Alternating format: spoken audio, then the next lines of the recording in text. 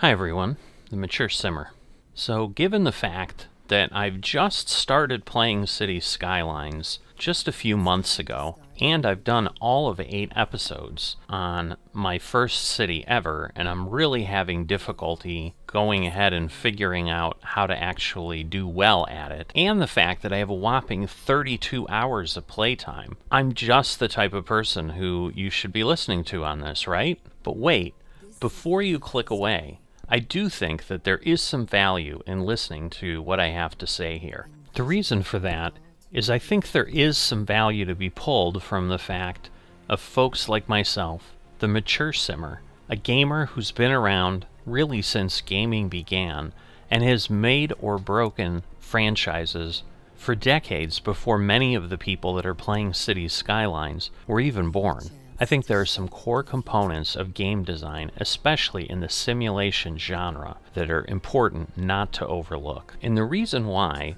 is I think that taking a look at some other folks who certainly are much more qualified to talk into specifics about this, some of which I'll reference as I go through my feedback on what I'm seeing, I think the challenges we potentially have with Cities Skylines II mirror those in other sims that I am more well-versed in.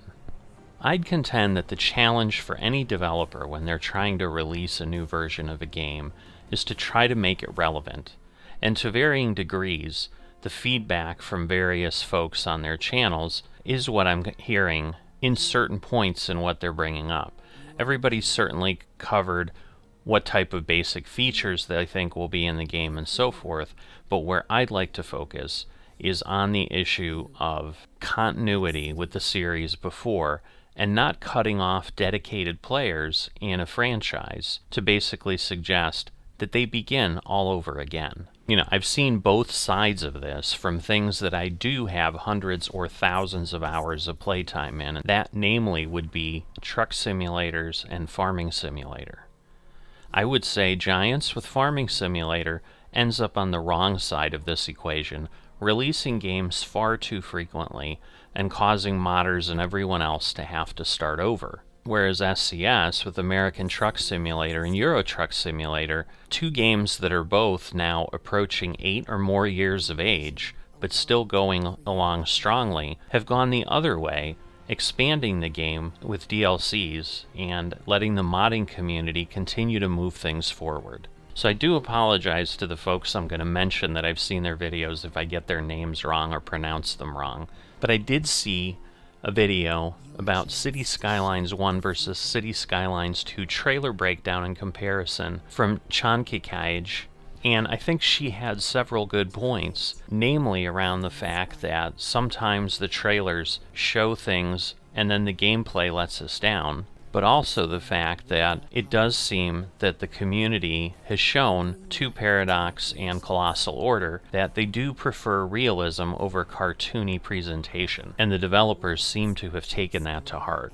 Another reaction that resonated with me was from Teddy Radko in his These 10 Points Will Decide the Fate of Cities Skylines II, where he really hit on exactly what I'm talking about, the continuity in the community, and mentioned the cases of being able to bring mods forward from Cities Skylines, and also of Colossal Order not releasing a very basic game and then requiring a bunch of DLC purchases so that the players start to feel like they're simply being milked for cash. I would wholeheartedly agree with that concern, because when you have a game that is perfectly functional and playable today, if there isn't a real reason for someone to move and you make the barrier to jump in high enough that they'd rather just stay with what they have and are happy with, you've clearly failed as a development house. The best way to avoid that is to allow everything that has allowed the first version of the game to grow to what it is today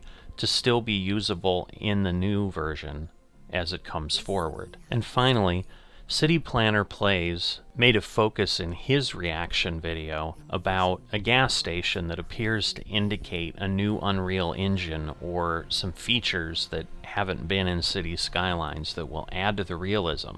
But if you couple that with some comments that Teddy Radko made that I think are very relevant to that, is sometimes developers forget what type of game they're developing. And in the sim genre, I would argue pushing the envelope of graphics to the point where a player would have to purchase a whole new PC to access their game, I think is going to alienate a lot of people, because simmers are not ones who are going to invest in the latest and greatest hardware. For a sim to succeed, it has to be a simulator, not a showpiece. Eye candy only takes you so far, and while it's exciting and beautiful to look at, and I do agree with some of the things that were described in several of the videos, with the window reflections, how the water appears more realistic and so forth, some of the other pieces that were called out, such as the different economic gradations in neighborhoods perhaps being shown in buildings, or other things that might be occurring, such as mixed-use buildings and so forth, that's part of the simulation experience. What it looks like is certainly not unimportant. I think developers cross a line when they start to make it one of the most important things when you're talking about a simulation. And I understand that there are commenters and there's a vocal part of the community that screams for that. But I would argue that those are not going to be your long-term players that are going to put thousands of hours into the game. If the interest in the game is what it looks like versus what it plays like, they're unlikely to put their heart and soul into a franchise. And to make my point there, I'd point people to really non-visually interesting simulations such as Out of the Park Baseball, which is now on its 25th year, that is a text-based baseball simulation. It has some graphics. There are people in that community that complain that it could be increased, but the following that follows the game from version to version for the simulation changes is much greater than the people who may leave due to the visual changes.